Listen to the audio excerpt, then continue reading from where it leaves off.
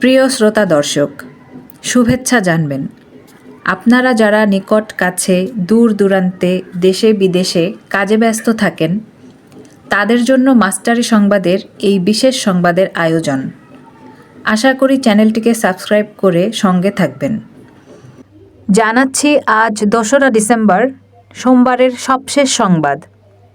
সংবাদের শিরোনাম: সম্পর্ক এগিয়ে নিতে চাইছেন ডক্টর ইউনূস। আনন্দবাজারের প্রতিবেদন।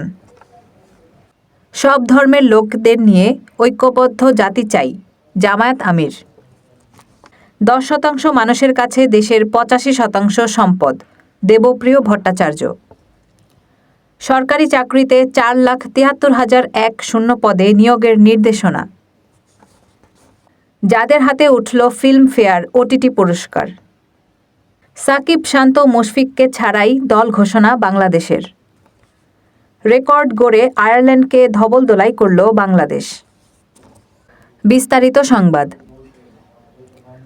সনাতনী ধর্মাবলম্বীদের ধর্মীয় নেতা চিন্ময় কৃষ্ণ দাস ব্রহ্মচারীকে গ্রেপ্তার নিয়ে বিগত সপ্তাহগুলোতে বাংলাদেশে অস্থিরতা দেখা দেয়। বিষয়টি নিয়ে ভারত ও বাংলাদেশ সম্পর্কে অঘোষিত শীতলতা চলছে। এমন পরিস্থিতির ভেতরে ভারতীয় সংবাদ মাধ্যম আনন্দবাজার এক প্রতিবেদনে জানিয়েছে, ভারতের সঙ্গে সম্পর্ক এগিয়ে নিতে চাইছেন অন্তর্বর্তী সরকারের প্রধান উপদেষ্টা ডক্টর মোহাম্মদ ইউনূস। সোমবার আনন্দবাজারের এক প্রতিবেদনে বলা হয়েছে, প্রধান উপদেষ্টার প্রেস সচিব শফিকুল আলম ফোন কলে পত্রিকাটিকে জানান, ভারতের সঙ্গে উত্তেজনা বেড়েই চলেছে। আমরা এই উত্তেজনা প্রশমিত করতে চাইছি। অনলাইনে কৃত্রিমভাবে এই উত্তেজনা ছড়ানো হচ্ছে। হিন্দু, বৌদ্ধ, খ্রিস্টান ও মুসলমান সবাইকে নিয়ে নতুন বাংলাদেশ এগিয়ে যাবে বলে মন্তব্য করেছেন জামায়াতে ইসলামীর আমির ডাক্তার শফিকুর রহমান। তিনি বলেছেন, আমরা ঐক্যবদ্ধ জাতি চাই, যেখানে মুসলিম, হিন্দু, বৌদ্ধ, খ্রিস্টান সহ সব ধর্মের মানুষ থাকবে। সব ধর্মের সকল মানুষকে আমাদের সম্মান করতে হবে। সোমবার দুপুরে পিরোজপুরের স্বরূপকাঠির জগন্নাথকাঠি বন্দরস্থ উপজেলা জামায়াত ইসলামের কার্যালয়ের সামনে এক পথসভায় প্রধান অতিথির বক্তব্যে তিনি এসব কথা বলেন। ডক্টর শফিকুর রহমান বলেন, আল্লাহ যদি দুনিয়াতে বহু জাতির মানুষদের লালন পালন করতে পারেন, তাহলে মানুষকে ঘৃণা করার আমি কে? দেশের একজন নাগরিক হিসেবে সকলের সমান অধিকার থাকতে হবে। সেরকম একটা সম্প্রীতির বাংলাদেশ আমরা চাই। একটা দুর্নীতিমুক্ত বাংলাদেশ চাই। 10% মানুষ দেশের 85% সম্পদ ভোগ করছেন বলে জানিয়েছেন শ্বেতপত্র প্রণয়ন কমিটির প্রধান ডক্টর দেবপ্রিয় ভট্টাচার্য। তিনি বলেছেন, বাংলাদেশে উন্নয়ন বাজেটের 40% অর্থ তছরূপ হয়েছে।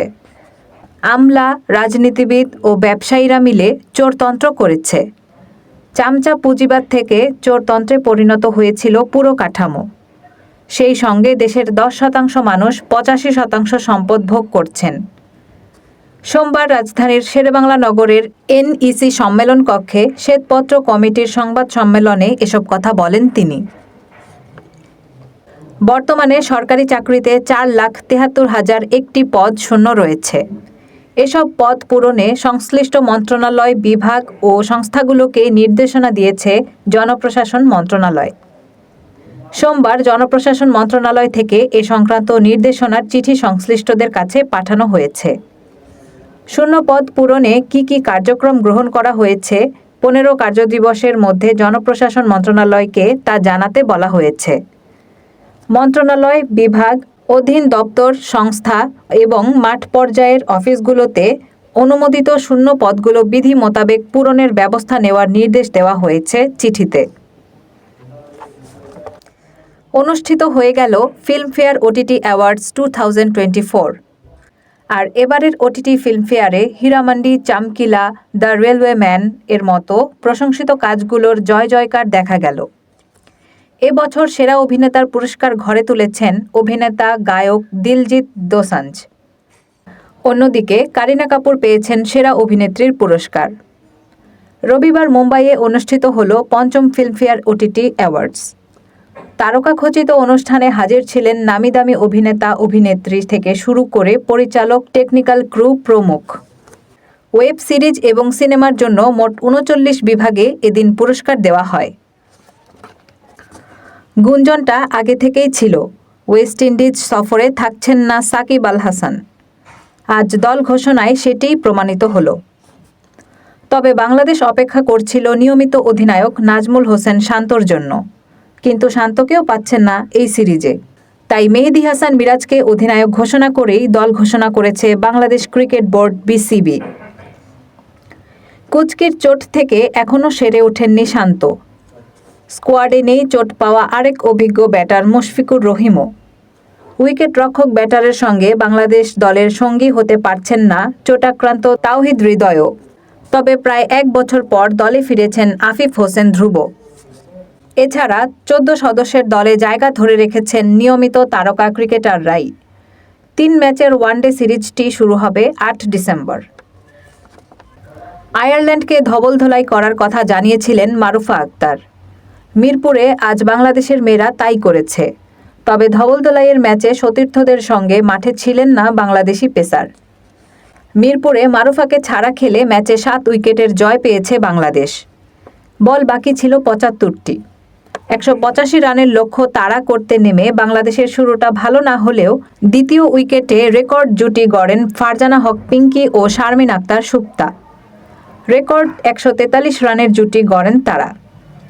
আগের যে কোনো উইকেটে সর্বোচ্চ জুটি ছিল ১২৭ রানের। আজ রেকর্ড জুটি গড়ার পথে দুজনে 50ও তুলে নিয়েছেন পিঙ্কি সুপ্তা।